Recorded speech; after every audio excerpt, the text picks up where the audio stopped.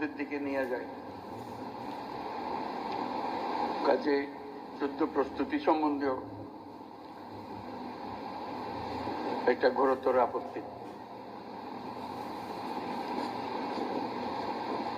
কিন্তু এমন বিশ্বে আমরা বাস করি, প্রতিনিয়ত যুদ্ধের হুমকি আমাদের ঘিরে থাকে। তো সেখানে প্রস্তুতি না নিয়ে থাকা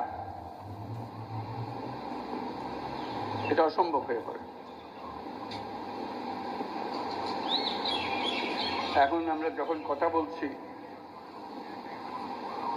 তখন আমাদেরই কাছে ভারত পাকিস্তান যুদ্ধ হই হই অবস্থার মধ্যে রয়ে গেছে। সকালের খবরে দেখলাম